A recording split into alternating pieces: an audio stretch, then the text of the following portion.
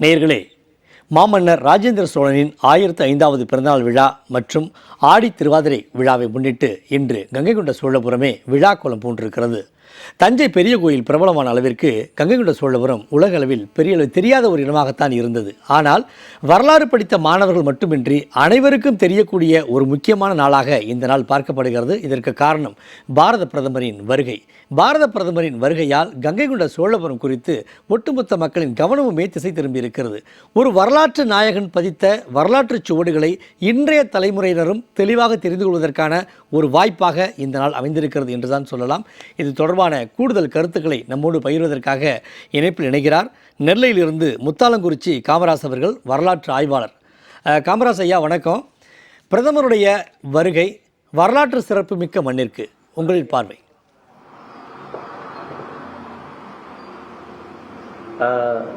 உண்மையிலே நேற்றைய தினம் கூட நம்மளுடைய தூத்துக்குடி மாவட்டத்தில் அதாவது இரண்டாவது விமானப்படை என்று சொல்லக்கூடிய அந்த விமான தளத்தை நேற்று பிரதமர் மோடி அறிவிச்சிருந்தாங்க. அதை துவக்கி வச்சாங்க.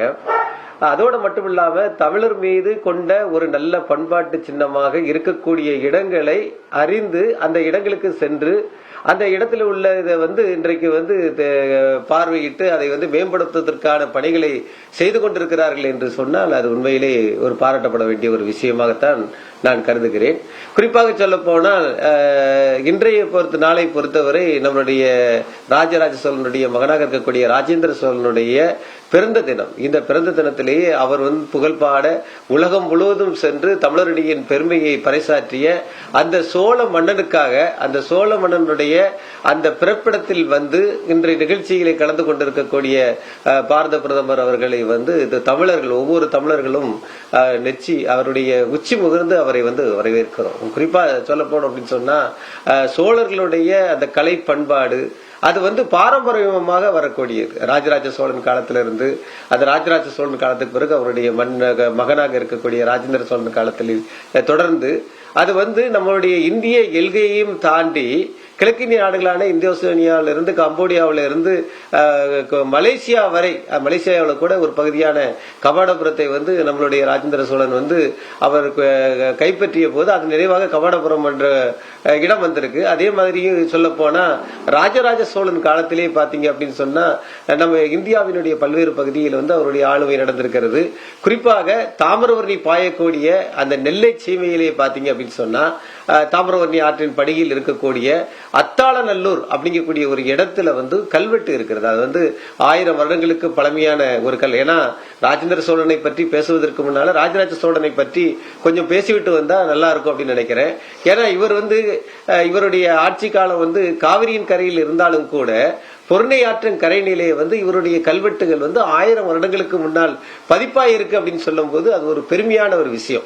குறிப்பா சொல்ல போனா அத்தாளநல்லூர் அப்படிங்கக்கூடிய ஒரு இடம் இருக்கிறது. அத்தாளநல்லூர்ல இருக்கக்கூடிய இடத்திலே அங்கே இருக்கக்கூடிய வேத போத விற்பனர்களை அழைத்து அவர்களுக்கு ஒரு இடத்தை ஏற்படுத்தி, ஏன்னா அது பாண்டிய மன்னர் காலத்தில் உருவாக்கப்பட்ட கோயிலாக இருந்தாலும் சரி, நாயக்கர் காலத்திலே அந்த கோயில்களை மிக பிரம்மாண்டமாக டெவலப் செய்திருந்தார்கள் என்றாலும் கூட சரி, அந்த ராஜராஜ சோழன் என்ன பண்ணிருக்கிறார் அப்படின்னு சொன்னா அந்த இடத்திற்கு அங்கே ஒரு சதுர்வேதி மங்கலம் என்று அந்த அத்தாளநல்லூர் பகுதியிலே உருவாக்கி அங்கு பிராமணர்களை எல்லாம் குடியேற்ற வைத்து அந்த கோயிலே திருப்பணி செய்திருக்கிறார். அதற்குரிய கல்வெட்டுகள் இன்றைக்கும் பாத்தீங்கன்னா அத்தாளநல்லூர்ல இருக்கு. அதோடு மட்டும் இல்லாம பாத்தீங்கன்னா அது பக்கத்தில் இருக்கக்கூடிய திருப்படை மருதூர், இந்த திருப்படை மருதூர் கோயிலை பொறுத்தளவுல பாத்தீங்க அப்படின்னு சொன்னா 16ஆம் நூற்றாண்டில் நாயக்க மன்னனுடைய கலை சிற்பங்கள் எல்லாம் அங்க கொட்டி கிடக்கு. மீறல் வகையான கைலை சிற்பங்கள்லாம் கொட்டி கிடக்கு. சொல்ல போனா தமிழர்களுடைய ஒரு பாரம்பரியம் மிக்க கோயிலாக அந்த கோயில் விளங்கி கொண்டிருக்கிறது. அந்த கோயிலையும் பாத்தீங்கன்னா ராஜராஜ சோழன் என்ன பண்ணிருக்கிறார் அப்படின்னா அந்த பகுதியில் ஒரு குடியிருப்பை ஏற்படுத்தியிருக்கிறாரு. அங்கு வேத போத விற்பனர்களை குடியமைத்திருக்காரு. அதுக்கு ராஜராஜ சதுர்வேதி மங்கலம் அப்படின்னு சொல்லியே பெயரிட்டு இருக்கிறாரு. அதோட மட்டுமல்ல தாமிரபரணி ஆற்றங்கரையிலே அந்த கோயிலுக்கு நிறைய திருப்பணி பண்ணியிருக்காரு. அதனுடைய கல்வெட்டுகள் 1000 வருடங்களுக்கு பழமையான அந்த கல்வெட்டுகள் இப்பொழுதும் திருப்படை மருதூர்ல இருக்கிறத நம்ம பார்க்கலாம். அதே மாதிரி தான் பாத்தீங்க அப்படின்னு சொன்னா இந்த கங்கை கொண்ட சோழன் என்று சொல்லக்கூடிய நம்மளுடைய அவருடைய மகனாக விளங்கக்கூடிய ராஜேந்திர சோழன் பாத்தீங்க அப்படின்னு சொன்னா அவருடைய சுவடுகளுமே எங்களுடைய இந்த பொருணை ஆற்றங்கரையில இருக்கிறத நம்ம பார்க்க முடியுது. குறிப்பா சொல்ல போனோம் அப்படின்னு சொன்னா பொருணை ஆற்றங்கரையில் சித்தாற்றங்கரை அப்படின்னு சொல்லி ஒரு துணை நதி இருக்கிறது. அந்த துறை நதியிலே இன்னைக்கும் பாத்தீங்க அப்படின்னா கங்கை கொண்ட கங்கை கொண்டான் அப்படிங்கிற பேர்ல ஒரு ஊர் இருக்கிறத நம்ம பார்க்கலாம். அந்த ஊரில் இருக்கக்கூடிய கோயில்ல கூட நம்மளுடைய சோழ மன்னனுடைய கல்வெட்டு இருக்கிறதை பார்க்கலாம். ஒரு மன்னன், அதுவும் சேர சோழ பாண்டியன் என்று சொல்லக்கூடிய தமிழர் மண்மரபிலே பிறந்து, ஏன்னா நம்மளுடைய ஆங்கிலேய ஆய்வாளர் சுமித் என்பவர் சொல்வார், இந்த சேர சோழ பாண்டிய மன்னனே ஒரே தாயின் வயிற்றில் பிறந்தவர்கள். அவங்க ஒருத்தருக்கு ஒருத்தர் மிகவும் சொல்ல போனா ஒன்றாக பிறந்த ஒரு சகோதரர்கள். இவர்கள் பிறந்த இடமே எது அப்படின்னு சொல்லி பார்த்தா தாமிரபரணி பொன்னியாற்றங்கரையிலே, அது புன்னக்காயில் சேரக்கூடிய இடத்தில் தான் அது பிறந்தார்கள் என்று சொல்வார்கள். அங்கிருந்தது அதன் பிறகு சேர மன்னன் சேர நாட்டுக்கும், சோழ மன்னன் சோழ நாட்டுக்கும், அதுக்கப்புறம் பாண்டிய மன்னன் அங்கே ஆட்சி செய்தார் என்று சொல்வார்கள். அந்த அளவுக்கு சேர சோழ பாண்டியர்களுடைய சுவடுகள் இன்றைக்கு தமிழகத்தை தலைநிமிர்ந்து வைக்கிற மாதிரி ஒவ்வொரு சுவடுகளும், அவர்கள் கட்டிய ஆலயங்கள், அவர்கள் கட்டிய ஒவ்வொரு விஷயங்கள், அவர்கள் உருவாக்கிய குடியிருப்புகள், இன்றைக்கும் பாத்தீங்கன்னா நம்ம அகழ்வாய்வு அப்படின்னு சொல்லக்கூடிய அகழ்வாய்வுகள் செய்தா தான் இன்னைக்கு நிறைய விஷயங்கள் மத்திய அரசு கூட ஆதிச்சநல்லூர் அப்படிங்கக்கூடிய இடத்துல இன்னைக்கு அகழ்வாய்வு பண்ணி இந்தியாவிலே முதல் சைட் மியூசியத்தை கொண்டு வந்திருக்கிறாங்க. அதுக்கு முதலுமே நம்ம பாரத பிரதமருக்கு நம்ம நன்றியை தெரிவித்துக் கொள்ளலாம். ஏன்னா இந்தியாவிலே முதல் சைட் மியூசியம் எங்க வந்திருக்கு அப்படின்னு சொன்னா ஆதிச்சநல்லூர். இந்த தொல்லியல் அப்படின்னு சொல்லக்கூடிய அந்த துறை என்ன பண்ணுது அப்படின்னு சொன்னா, நம்ம தமிழுடைய பெருமையை பறைசாற்று விதமாக இருக்கிறது. இன்னும் குறிப்பா சொல்ல போனா நம்ம கீழடியை பத்தி சொல்லிக்கிட்டே இருக்காங்க. அது 2600 வருஷம் தான். கீழடி அப்படிங்கிறது ஒரு 2600 வருஷம் தான். ஆனா அதையும் தாண்டிய விஷயங்கள் பொன்னியாற்றங்கரையில 5300 வருஷத்தை தாண்டிய விஷயங்கள்லாம் நமக்கு புதைந்து கிடக்கிறது. அப்போ தாமிரபரணியில் இருக்கக்கூடிய சங்கத்தை இடைச்சங்கம் என்று சொன்னால், அந்த இடைச்சங்க காலத்திலே அங்கே இருக்கக்கூடிய சுவடுகள், அந்த சுவடுகளை கண்டெடுத்து நம்மளுடைய சோழ மன்னர்கள் அந்த பகுதிக்கு ஆட்சி செஞ்சிருக்கிறாங்க அப்படின்னு நினைக்கும் போது உண்மையிலேயே நமக்கு ஒரு சந்தோஷமான விஷயம் இருக்கு. குறிப்பா சொல்ல போனா 2012 அப்படிங்கிற காலகட்டத்தில், 2021 காலகட்டத்தில் ஒரு அகழ்வாய்வு எங்க நடந்தது அப்படின்னு சொன்னா, அந்த கங்கை கொண்ட சோழபுரம் அப்படிங்கிற இடத்துல ஒரு அகழ்வாய்வு நடந்தது. அதுல நம்மளுடைய சோழ மன்னன் கட்டிய அரண்மனையை அவங்க ஆய்வு செய்தாங்க. அந்த அரண்மனை எப்போது கட்டப்பட்டது, அந்த அரண்மனையிலிருந்து என்னெல்லாம் இருக்கு, அந்த பகுதியில் என்னென்ன பெயர்கள்லாம் இருக்கு, அங்க எங்க ஆயுத கிடங்குகள் இருந்தது, அங்க மேய்க்காவலர்களுக்கு குடியிருப்புகள் இருந்த இடம் எந்த இடம், அதோடு மட்டும் இல்லாமல் அங்க இருக்கக்கூடிய அங்கே வாழ்ந்த படை வீரர்களுக்காகவும் ஆயுத கிடங்கு வைத்த இடங்களுக்காகவும் இருந்தக்கூடிய இடங்கள் என்ன அப்படின்னு சொல்லி ஆய்வு செய்து அந்த இடத்தை கண்டுபிடிச்சாங்க. குறிப்பா சொல்லணும் அப்படின்னு சொன்னா, தொல்லியல் துறை தான் இன்றைய பொறுத்தளவுல நம்மளுடைய முன்னோர்களுடைய தமிழர்களுடைய பாரம்பரியத்தையும் நம்மளுடைய பெருமையும் வெளியே கொண்டு வரக்கூடிய ஒரு வாய்ப்பில் இருக்கிறது அப்படின்னு சொல்லலாம். இன்னைக்கு அதே மாதிரிதான் பாத்தீங்கன்னா ராஜராஜ சோழனுடைய அவர் கட்டிய அந்த தஞ்சாவூர் கோயிலை எடுத்துக்கொண்டாலும் சரி, எல்லாருடைய மகன் கட்டிய நம்மளுடைய கங்கை கொண்ட சோழபுரத்தில் இருக்க கோயில் எடுத்துக்கிட்டாலும் சரி, அதிலே ஆய்வு செய்வதற்கு மேல் அவர்களுடைய கீர்த்திகளும் அவர்களுடைய பெருமைகளும் நமக்கு கிடைத்துக்கிட்டே இருக்கிறது. ஒரு மனிதன் கிட்டத்தட்ட சொல்ல போனா ராஜராஜ சோழன் காலத்துல ஒரு பெரிய கோபுரத்தின் மேலே ஒரு பெரிய கல்லை இங்க இருந்து எடுத்துக்கொண்டு இன்னைக்கெல்லாம் பாத்தீங்கன்னா நிறைய இயந்திரங்கள் வந்திருக்கு, ஏகப்பட்ட இயந்திரங்கள் வந்திருக்கு. இன்னைக்கு சேசிபி அப்படின்னா சேசிபிக்கு மேல பொக்லின் இருந்திருக்கு, அதுக்கும் மேல நிறைய வீஞ்சிகள் அதெல்லாம் வச்சு ஒவ்வொரு கட்டடத்தை நம்ம கட்டிக்கிட்டு இருக்கோம். 21 மாடிக்கு மேலேயும் கட்டிக்கிட்டே இருக்கோம். ஆனால் அந்த காலத்திலே சொல்ல போனா 1000 வருடங்களுக்கு முன்னாலே அவங்க ஒரு கோபுரத்துக்கு மேலே கல்லை தூக்கி வைக்கணும் அப்படின்னு சொன்னா எவ்வளவு கஷ்டப்பட்டிருப்பாங்க. அந்த பணியை மிக சீர்க்கமாக செஞ்சு தஞ்சை பெரிய கோயில்ல அது மேல அந்த கோபுரத்துக்கு மேலே ஒரு கல்லை தூக்கி வைத்திருக்கிறார்கள் அப்படி சொன்னா நம்மளுடைய தமிழருடைய கீர்த்தி, தமிழுடைய செயல்பாடு, தமிழுடைய பெருமை மிக பிரமாண்டமாக இருக்கு. அதனாலதான் இன்னைக்கு பாரத பிரதமர் போற இடத்துலலாம் தமிழரையும் தமிழர் நாகரிகத்தையும் அவர் பெருமையாக பேசிக் கொண்டிருக்கிறார். அதோடு மட்டும் இல்லாமல் தமிழ் நாகரிகத்துக்கு பெருமையான அந்த சோழபுரம் என்று சொல்லக்கூடிய அந்த பகுதிக்கு இன்றைக்கு வருகை தந்து அவர் இந்த கங்கை கொண்ட சோழபுரத்தில் இன்றைக்கு நம்மளுடைய ராஜராஜ சோழனுடைய மகன் ராஜேந்திர சோழனுடைய பிறந்த நாளிலே நிற்கிறார் என்று சொன்னால் தமிழன் வென்று விட்டான், தமிழன் எல்லாரையும் கவர்ந்து விட்டான் என்ற ஒரு எண்ணம் தான் என் மனதில் தோன்றுகிறது. இப்போ குறிப்பா அதாவது நம்ம ஒரு பழமொழி சொல்லுவோம், அதாவது தாய் 8 அடி பாய்ந்தால் பிள்ளை 16 அடி பாயுது அப்படின்னு சொல்லுவோம். இதுதான் நடந்திருக்கு நம்ம சோழனுடைய காலத்துல, ராஜராஜ சோழன் காலத்துல அவருடைய மகன் அதுதான் செஞ்சிருக்கிறாரு. இப்ப நம்ம நீங்க சொன்னீங்க கல்லணை கட்டினார் அப்படின்னு சொன்னீங்க. நம்மளுடைய ராஜேந்திர சோழனும் ஒரு அணையை கட்டியிருக்கிறார், பொன்னேரி அப்படிங்கக்கூடிய ஒரு அணையை கட்டியிருக்கிறாரு. சோழகங்க அணை அப்படின்னு சொல்லி அதுக்கு பேர் வச்சிருக்கிறாங்க, ஏரி. அந்த ஏரியை வச்சிருக்காரு. அந்த ஏரியை அவர் வெட்டியிருக்காரு. அந்த ஏரியை வெட்டுவதற்கு அவர் நீங்க சொன்ன மாதிரி கடல் கடந்து சென்று பல இடங்களை வந்து தன்னுடைய ஆளுமைக்கு உள்ளே கொண்டு வந்தாலும் கூட மீதி நேரத்தை வந்து அவர் என்ன பண்ணிருக்காரு அப்படின்னு சொன்னா ரொம்ப கவனமா என்ன பண்ணிருக்கணும்னா அந்த சிறை கைதிகள் எல்லாம் வச்சு அந்த கைதிகளை கொண்டுதான் அந்த பொன்னூரி அந்த ஏரியை வந்து அவர் உருவாக்கி இருக்கிறார். குறிப்பா சொல்ல போனா ஒரு 700 ஏக்கர் நிலத்துல வந்து அந்த ஏரியை உருவாக்கி கங்கை கொண்ட சோழபுரம் உள்பட சுமார் ஒரு 15 பகுதிகளை வந்து ஒரு 1500 ஏக்கர் நிலங்களை வந்து அதை வந்து செழிப்புள்ள இடமா மாற்றுவதற்கான ஒரு வேலையை வந்து அந்த பொன்னேரி வந்து செஞ்சுக்கிட்டு இருக்கு. அதுக்கு வந்து அவர் என்ன பண்ணியிருக்காருன்னா அவருக்கு வந்து கைதிகளை வந்து பயன்படுத்தியிருக்காரு. அவருடைய அந்த மூளை திறனை வந்து நம்ம வந்து உண்மையிலே பாராட்டணும். அதாவது போர் கொண்டு எப்போதுமே போர்க்குணமாக சென்று போரில் சண்டை போட்டு சண்டையை பண்ணிக்கிட்டே இருக்கிறதோட மற்ற நேரங்களில் வந்து மக்களுக்கு என்ன செய்யலாம் அப்படிங்கறத வந்து நீர் மேல இவருக்கு வந்து ஒரு பாசம் இருக்கிறத பாக்க. இப்ப நீங்க வந்து கடல் நீரை தாண்டி நீங்க போனதை பத்தி என்கிட்ட கேட்டீங்க. எனக்கு இவர் நீர் மேல வச்சிருக்க பாசம் வந்து ரொம்ப வித்தியாசமா இருக்கு. ஏன்னு கேட்டா இவர் காவிரி கரையில இவர் இருக்கிறார். இவர் தந்தை காவிரி கரையில தான் இருக்காரு, இவரும் காவிரி கரையில தான் இருக்கிறாங்க. ஆனா இவங்க கங்கை மேல இவங்களுக்கு ஒரு பெரிய ஒரு பாசம். அதனால என்ன பண்றாங்கன்னா கங்கையை இவங்க கொண்டு அங்க ஜெயிச்சு கங்கையுடைய நீர்களை அதாவது அங்கிருந்து எல்லாருமே ஒரு அரசன் என்ன பண்ணுவோம் அப்படின்னு சொன்னா ஒரு இடத்துல சண்டை போட்டு அங்க கிடைக்கக்கூடிய பொண்ணையும் அங்க இருக்க பொருளையும் அதை தான் அபகரிச்சுட்டு வர்றது வழக்கமா இருந்தது.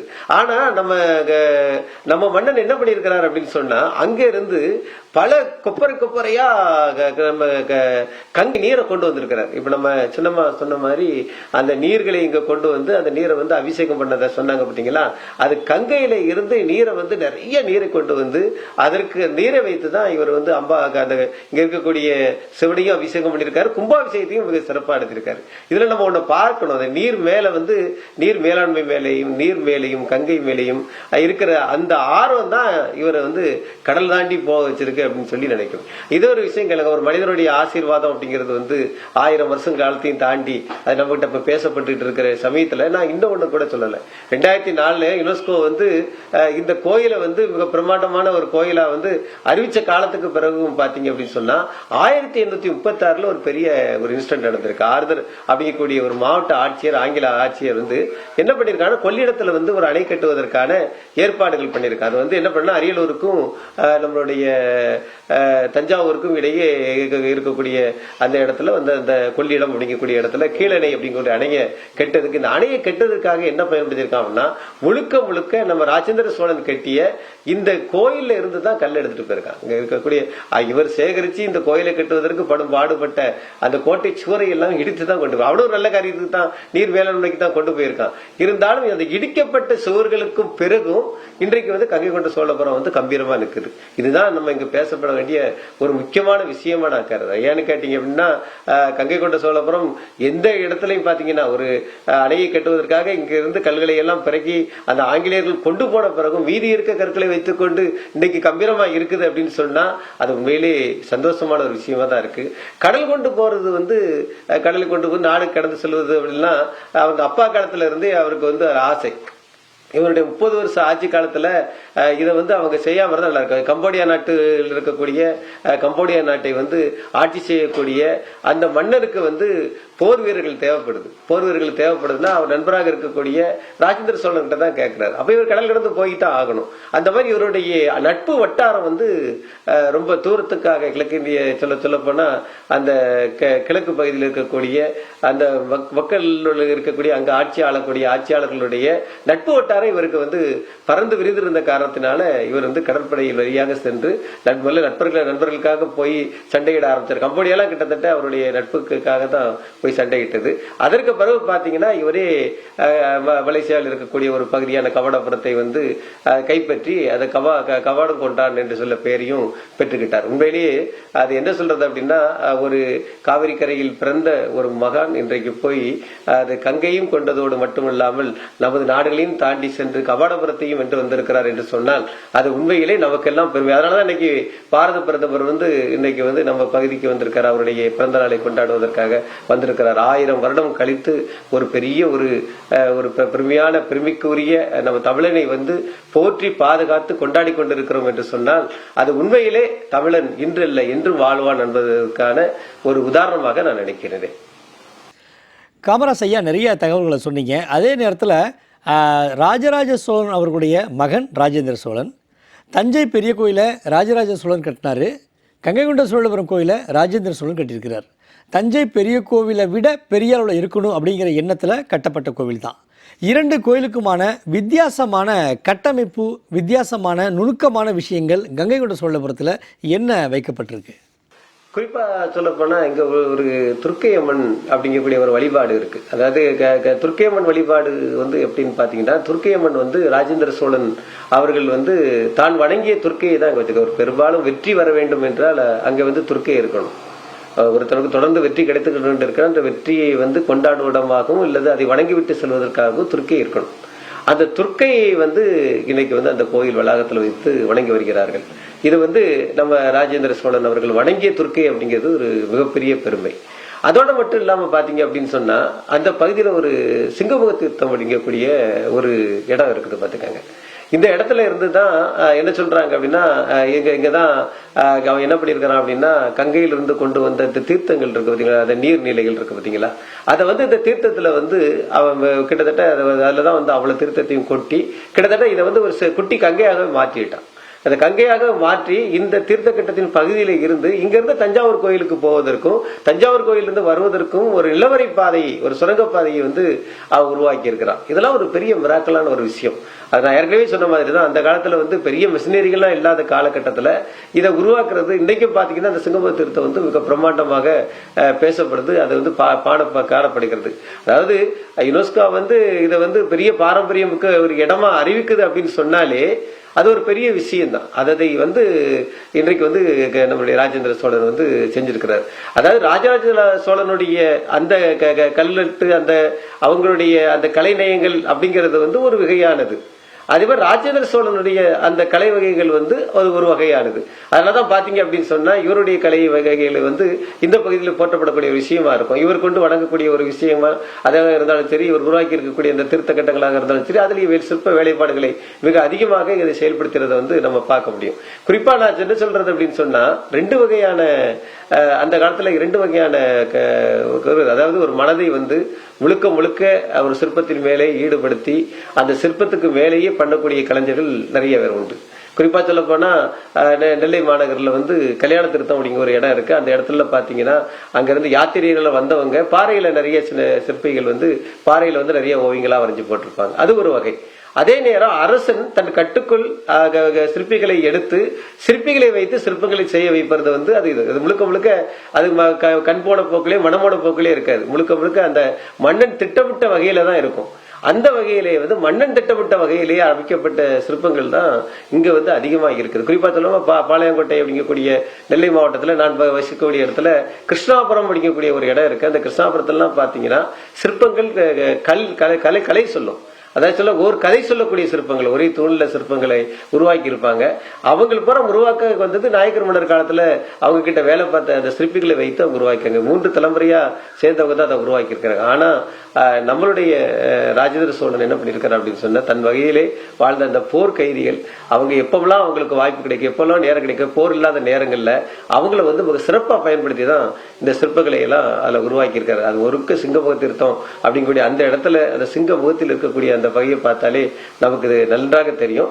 அதோட மட்டும் இல்லாம பாத்தீங்கன்னா, அவர் வணங்கிய தெய்வங்களை கூட இன்றைய மக்கள் வழிபாட்டு கொண்டு வரோம் அப்படின்னு சொல்லி துர்க்கையை அங்க பிரதிஷ்டை செஞ்சு போயிருக்காரு அப்படின்னு சொன்னா, அவர் எதிர்காலத்திலே முழுக்க முழுக்க நமது மக்களுக்காகவும் நம்மளுடைய தமிழர் கலாச்சாரம் பண்பாடு அதெல்லாம் தொடர்ந்து ஒழிச்சுக்கிட்டே இருக்கணும் அப்படிங்கிறக்காண்டி தான் இந்த மாதிரி விஷயங்கள்லாம் அவர் செஞ்சிருக்கிறார் அப்படின்னு நினைக்கிறேன்.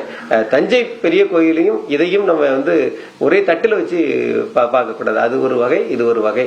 ஆனால் இரண்டும் தமிழருடைய பாரம்பரியத்திற்கும் தமிழுடைய பெருமைக்கும் தமிழை பறைசாற்றுவதற்கும் உருவாக்கப்பட்டு இன்றைக்கு நம்ம தலை நிமிர்ந்து இருக்கிறோம். அன்னைக்கு பார்த்தா உலக நாடுகள் மத்தியில தமிழர்கள் என்று சொன்னால் அதற்கு ஒரு தனித்தன்மை இருக்கிறது என்று சொன்னால் நம்மளுடைய கட்டிடக்கலைகள் தான், நம்மளுடைய நீர்நிலை பாதுகாப்பு தான், நம்மளுடைய அந்த பாரம்பரியமாக நமது முன்னோர்கள் நமக்கு செய்து வைத்து போய்விட்ட இதே மாதிரி விஷயங்கள் தான் என்று சொன்னால் அது மிகையாகாது. அதற்கு வந்து நம்ம ராஜேந்திர சோழனுக்கு வந்து மிகப்பெரிய நன்றியை வந்து காணிக்கையை வைத்துக் கொள்ள வேண்டும். நிச்சயமாக நிச்சயமாக காமராஜ் ஐயா, நீங்கள் குறிப்பிட்டது போல் ரெண்டையுமே வந்து நம்ம ஒரே தட்டில் வச்சு ஒப்பிடக்கூடாது. ஆனால் நமக்கு கிடைச்ச வரலாற்று பொக்கிஷங்கள் தான் இரண்டுமே.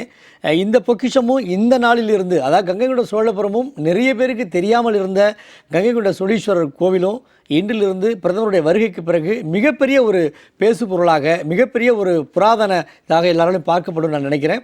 1000 ஆண்டுகளுக்கு முன்னர் கட்டப்பட்ட தஞ்சை பெரிய கோயிலாகட்டும், கங்கை கொண்ட சோழபுரம் கோயிலாகட்டும் பேசு பொருளாக இருக்குது. அதற்கு பிறகு வந்த சோழ மன்னர்களால் கட்டமைக்கப்பட்ட வரலாற்று கட்டமைப்பு வேறு ஏதேனும் அப்பகுதியில் இருக்கிறதா? அது பற்றி சொல்லுங்கள். நிறைய இருக்குதுங்க. அதாவது குறிப்பா சொல்லணும் பாத்தீங்க அப்படின்னு சொன்னா, நம்மளுடைய குறிப்பா நம்ம மக்கள் என்ன பண்றாங்க அப்படின்னு சொன்னா, ஒரு அரசன் வந்து தன்னுடைய வாழ்க்கை காலத்தில் எதையெல்லாம் நேசிக்கிறானோ அதை தான் அவன் கட்டுற கோயில்ல வந்து பெரிதா வந்து பிரதிஷ்டை செய்து வைப்பான். குறிப்பா நீங்க வந்து நம்ம இந்த கோயில்ல பாத்தீங்க அப்படின்னு சொன்னா, இந்த கோயில்ல வந்து நான் ஏற்கனவே சொன்னேன், அந்த அம்மா வணங்கிய தெய்வமான துர்க்கை தேவியை பிரதிஷ்டை பண்ணியிருக்கிறான் அப்படின்னு, அவனுக்கு வெற்றி தந்த தெய்வத்தை பிரதிஷ்டை பண்ணியிருக்கிறான் அப்படின்னு சொன்னேன். அதுபோல ராஜேந்திர சோழன் வந்து முப்படையிலையுமே சிறப்பா வாழ்ந்தது. கப்பற்படையில மட்டும் இல்லாம காலாட்படை, குதிரைப்படை, யானைப்படை, இந்த 3 படைகளையும் சிறப்பா விளங்கி இருக்கிறதுனாலதான் இவ்வளவு வெற்றிகளை வந்து அவன் கொண்டு வர முடிஞ்சது. அதனால இவங்க என்ன பண்ணிருக்கிறா அப்படின்னு சொன்னா, இங்க சிற்பங்கள், இங்க வடிக்கப்படக்கூடிய சிற்பங்கள், அந்த இதெல்லாம் என்ன பண்ணிருக்கா அப்படின்னு சொன்னா, அந்த யானை, குதிரை, அந்த சிற்பங்களை வந்து ரொம்ப பிரமாண்டமாக ஏற்படுத்திருக்காங்க. இந்த நம்ம பகுதியில, நம்ம அந்த கோயில்ல அமைக்கப்பட்டுள்ள ஒரு சிற்பத்தை என்ன சொல்றாங்கன்னா, ஆசியாவிலே மிகப்பெரிய யானை சிற்பம் அப்படின்னு சொல்றாங்க.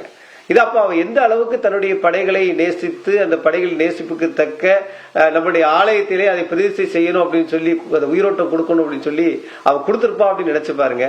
நினைச்சு பார்க்கும் போதே தெரியும், அந்த அரசன் வந்து தன்னுடைய ஒவ்வொரு படையையும் அவன் நேசிச்சிருக்கிறான் அப்படிங்கிறதுக்கு உதாரணமா தான் இன்னைக்கு வந்து நம்ம அந்த யானை, அந்த சிற்பங்கள் வந்து மிக பிரம்மாண்டமாக இருக்கு. ஆசியாவிலே மிகப்பெரிய சிற்பம் அப்படின்னு சொல்லி அதை கொண்டாடணும். அதே மாதிரி தந்தை வழியிலே வந்து மகன் வந்து நிறைய விஷயங்களை செய்யணும் அப்படின்னு சொல்லி ஆசைப்பட்டிருக்கிறாரு. அதனாலதான் பாத்தீங்க அப்படின்னு சொன்னா, அவன் வந்து எந்த அளவுக்கு நம்ம தஞ்சாவூர் கோயில்ல இருக்கக்கூடிய சிவன் வந்து பெரிய அளவுல இருக்கிறாரோ, அந்த அளவுக்கு இந்த கோயில் இருக்கக்கூடிய சிவனையும் பெரிய அளவுல அவர் கொண்டு வரணும்னு சொல்லி அதை பிரதிஷ்டை பண்ணியிருக்கிறாப்ல. பெரும்பாலுமே நிறைய இடத்துல பாத்தீங்கன்னா, மன்னன் வந்து பிரம்மாண்டமான கோயிலை கட்டுவான், பிரம்மாண்டமா எல்லாத்தையும் கட்டுவான். எல்லாத்தையும் கட்டிட்டு அதுக்கப்புறம் தான் கீர்த்தி சிறிதாக இருந்தாலும் சரி, அதாவது மூர்த்தி வந்து சிறிதாக இருந்தாலும் சரி, கீர்த்தி பெரியது அப்படின்னு சொல்லி அந்த மூலஸ்தானத்தில் இருக்கக்கூடிய சிற்பங்களை வந்து அதாவது சிவபெருமான வந்து சிம்பிளா பிரதிஷ்டை பண்ணிட்டு போயிருந்த வழக்கமா நிறைய கோயில்களை நம்ம பார்க்கலாம். ஆனா இந்த தந்தையாக எடுத்துக்கிட்டாலும் சரி, நம்ம தவையனாக எடுத்துக்கிட்டாலும் சரி, அவங்க வந்து பிரதிஷ்டை செய்யக்கூடிய அந்த சிவன் வந்து பிரம்மாண்டமாக இருக்கிறாங்க.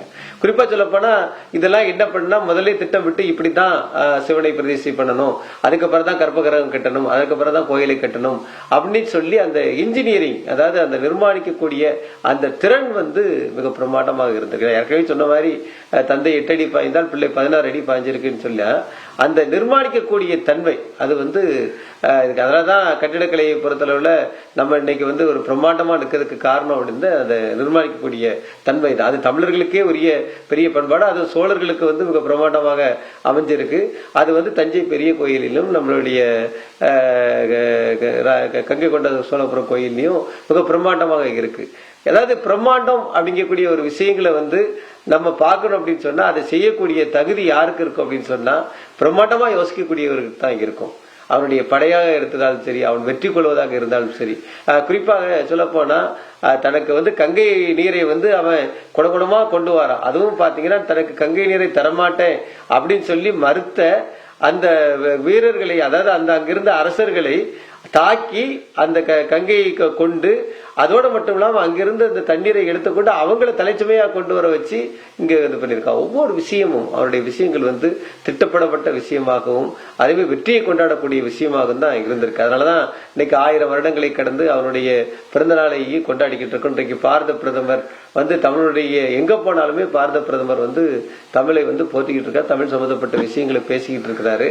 அவர் வந்து அவரை வந்து மிகவும் கவர்ந்த ஒரு நாடாக தமிழ்நாடு மாறி இருக்கு அப்படின்னு சொன்னா, நம்மளுடைய தஞ்சாவூர் பெரிய கோயிலை கட்டிய நம்ம ராஜராஜ சோழன், நம்ம கங்கை கொண்ட கோயிலை கட்டிய நம்ம ராஜேந்திர சோழன், இதே போன்று நம்மளுடைய ஆளுமைகள் வாழ்ந்த புண்ணிய பூமி அப்படிங்கிறதுனாலதான் அவங்களுக்கு அது வந்து ரொம்ப பிரம்மாண்டமாகவும் இது தெரியுது. அதனாலதான் இன்னைக்கு இதை எல்லாமே கொண்டு போய்கிட்டு இருக்காங்க.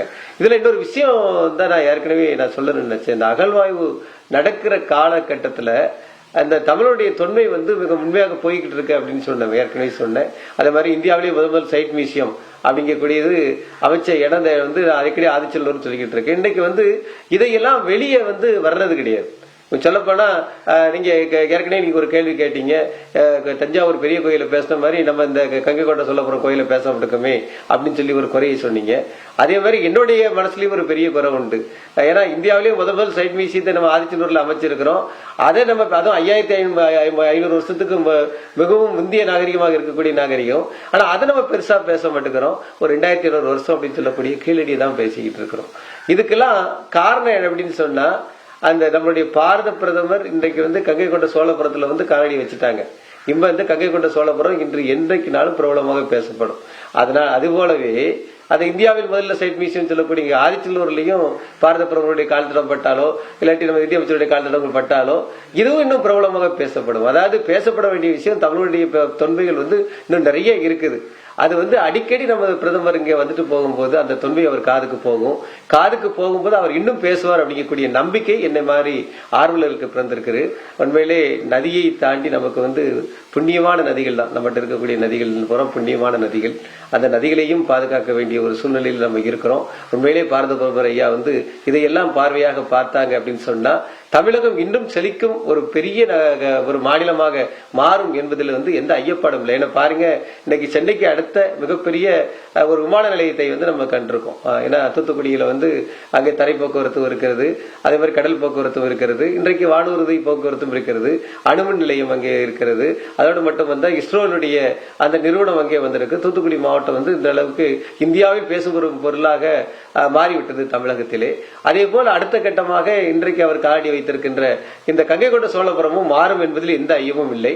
அது மாறிவிடும். அதுபோல் இந்தியாவிலே முதல் சைட் மியூசியம் அமைந்த, இந்தியாவிலே முதல் அகழ்வாய்வு நடந்த, அதாவது 150 வருஷத்துக்கு முன்னாலே ஆதிச்சலூர்ல அகழ்வாய்வு நடந்துட்டு அந்த அகழ்வாய்வு நடந்த அந்த இடமும் பாரத பிரதமரால் பெருமைப்பட வேண்டும் என்று ஒரு சின்ன கோரிக்கையும் ஆர்வலர் என்ற முறையில் நான் வச்சுக்கலாம் அப்படின்னு நினைக்கிறேன். உண்மையிலே எங்களுக்கு மன நிறைந்த ஒரு சந்தோஷமா அது இருக்கு. உண்மையிலே ஜெயடிக்குமே கூட நாங்கள் நன்றியை தெரிவித்துக் கொள்ள எங்களை மாதிரி ஆர்வலர்லாம் கூட்டி பேச வச்சு இந்த விஷயங்கள்லாம் வெளியே கொண்டு வர நீங்க பேசும்போது எங்களுக்கு மிகவும் சந்தோஷமா இருக்கு. அதனால உங்களுக்கும் நாங்கள் எங்களுடைய நன்றியை தெரிவித்துக் கொள்கிறோம். பாரத பிரதமர் வருகை நிச்சயம் ஒரு வித்தியாசமான ஒரு தமிழகத்தை உலக அரங்கில் அரங்கேற்றும் அப்படிங்கிறதுல எந்த ஐயப்பாடும் இல்லை. இந்த முக்கியமான தருணத்தில் மிக அற்புதமான வரலாற்று சான்றுகளாக நீங்கள் குறிப்பிட்டது அடுத்த தலைமுறைக்கு நிச்சயமாக அது காதில் ஒலித்திருக்கும் நம்புகிறோம். ஏன் அப்படின்னா, கடந்த கால வரலாறுகள் தான் பல மனிதர்களுடைய பாதையை மாற்றும் என்று சொல்லக்கூடிய அளவிற்கு ஒரு அற்புதமான பெருமை மிகுந்த வரலாறு கொண்ட மண்ணு தான் தமிழ் தேசம். அந்த தமிழ் தேசத்தில் இந்த சோழ பூமி என்கிற பொழுது அனைத்து துறைகளிலுமே முத்திரை பதித்தவர்கள் தான் நம் முன்னோர்கள் என்பதற்கான சான்றுகளை இளைய தலைமுறைக்கும் புரிந்து கொள்ள வகையில் மிக எளிதாக சரியான வகையில் சொல்லியிருக்கிறீங்க. பிரதமரின் வருகை மிக முக்கியத்துவம் வாய்ந்ததாக பார்க்கப்படும் ஒவ்வொரு மாநிலங்களிலும். ஆனால் தமிழகத்தில் சமீப காலமாக மிக முக்கியத்துவம் வாய்ந்ததாக பார்க்கப்படுகிறது. காரணம், சில வரலாற்று சுவடுகளை எல்லாம், தமிழகத்தில் உள்ள சில வரலாற்று சுவடுகளை எல்லாம் பிரதமரின் வருகைக்கு பிறகு அது புத்தொளி கிடைப்பதாக சொல்லப்படுகிறது. இந்த கங்கை கொண்ட சோழபுரத்திற்கு பிரதமரின் வருகைக்கு பிறகு என்ன மாதிரியான ஒரு விளைவு வரலாற்று ஆய்வில் ஏற்படும் என்று நினைக்கிறீங்க?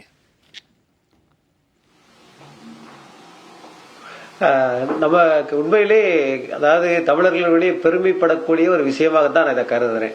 நான் ஏற்கனவே நம்ம இந்த பேட்டியில் உங்ககிட்ட சொன்ன மாதிரி தான், அதாவது இந்தியாவிலேயே முதல் சைட் மியூசியம் அப்படிங்கக்கூடிய ஒரு விஷயம் வந்து நமக்கு நம்ம தமிழ்நாட்டுக்கு தான் கிடைச்சது அப்படின்னு நினைக்கும் போது அது பெரிய சந்தோஷமான விஷயம். ஆதிச்சல்லூருக்கு கிடைச்சிருக்கிறது சந்தோஷமான விஷயம். அதே மாதிரி இந்த கங்கை கொண்ட சோழபுரம் இதுவரைக்கும் நமக்கு வெளியே தெரியாமே இருந்த ஒரு கால. தற்பொழுது திருச்சி விமான நிலையத்திலிருந்து பாரத பிரதமர் மோடி அவர்கள் அங்கு விமான நிலையத்திற்கு சென்று கொண்டிருக்கக்கூடிய அந்த காட்சிகளை பார்த்து கொண்டிருக்கிறோம். வழிநெடுகிலும் கட்சி கொடிகளும் பொதுமக்களும் உற்சாக வரவேற்பும் கொடுத்து கொண்டிருக்கிறார்கள்.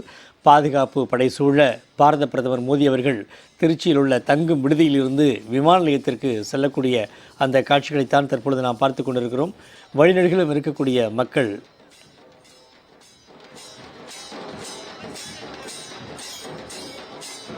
எல்லா பக்கம் நகர்த்தரங்கள் சனி பகவான் எப்படி இருப்பார் அப்படின்னு பாத்தீங்க அப்படின்னு சொன்னா நவகிரகங்கள் 9 கிரகங்கள்ல ஒரு கிரகங்களா தான் இருப்பார்.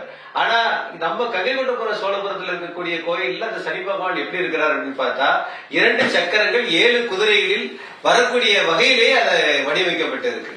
இது ஒரு பெரிய ஒரு விஷயம், ஒரு பிராக்கல் கூட சொல்லலாம். ஏன்னா நம்ம நிறைய இடத்துல வந்து நம்ம நவகிரகங்களை பாக்குறோம், நவகிரகங்கள் எப்படி இருக்கும் அப்படின்னு சொல்லி நம்ம எல்லாத்துக்குமே தெரியும், ஒவ்வொரு திசையை நோக்கி அது இருக்கிறத நம்ம பாக்குறோம். ஆனா சனி பகவானை பொறுத்தவரை 2 சக்கரங்களில் 7 குதிரையை பூட்டி வரக்கூடிய ஒரு வாய்ப்புல அமைஞ்சிருக்கக்கூடிய விட இதுதான் இதுவரைக்கும் வெளியே தெரியாம இருந்தது. ஆனா பாரத பிரதமர் இருந்து இன்றைக்கு வந்து நம்ம கங்கைகொண்ட சோழபுரத்தில் அடியெடுத்து வைத்த பிறகு இந்த நம்மளுடைய அரசனுடைய இந்த சோழ மன்னனுடைய ராஜராஜ சோழனுடைய மகனுடைய ராஜேந்திர சோழனின் இந்த அருமையான இந்த சிலை ஒவ்வொன்றையும் பார்த்து பார்த்து அவர் செய்த சிலை அமைப்பு கிட்டத்தட்ட 1000 வருடங்களுக்கு பிறகு வெளியே தரவை தெரிய வந்திருக்கு அப்படின்னு தான் நம்ம சொல்லணும். உண்மையிலே நம்ம பக்த கோடிகள் மட்டும் இல்லாம நம்ம தமிழர்கள், தமிழ் விரும்பக்கூடியவங்க, தமிழுடைய கலாச்சாரத்தை விரும்பக்கூடியவங்க எல்லா மக்களுமே இனிமேல் வந்து கங்கைகொண்ட சோழபுரத்தை நோக்கி படையெடுப்பாங்க. இது ஏற்கனவே 2004 யுனெஸ்கோ வந்து அறிவிச்சிட்டு பாரம்பரிய மிக்க இடம் அப்படின்னு சொல்லி அறிவிச்சிருச்சு. ஆனாலும் கூட இது வந்து வெளியே தெரியாமல் இருந்த இடம் வந்து பாரத பிரதமர் காலடி பட்ட பிறகு இன்னும் நிறைய நண்பர்களுக்கு தெரியும், உலக அளவிலே போற்றப்படும். இந்த இடத்துல ஒரு உதாரணத்தை நான் சொல்லலாம் அப்படின்னு நினைக்கிறேன். சமீபத்துல பாத்தீங்கன்னா ஒரு இடத்துக்கு முன்னால குவைத் மாநகரில் வந்து மகாபாரதத்தையும் நம்மளுடைய ராமாயணத்தையும் அரபு மொழியிலே மொழிபெயர்த்து நம்ம பாரத பிரதமர் அங்க போய் அதை வெளியிட்டாங்க. உண்மையிலே அது அரபு நாட்டில் வந்து குவைத் நகரம் அப்படிங்கிறது வந்து 21% வந்து இந்தியர்கள் வாழக்கூடிய 10 லட்சம் இந்தியர்கள் வாழக்கூடிய ஒரு நகரமாகும்.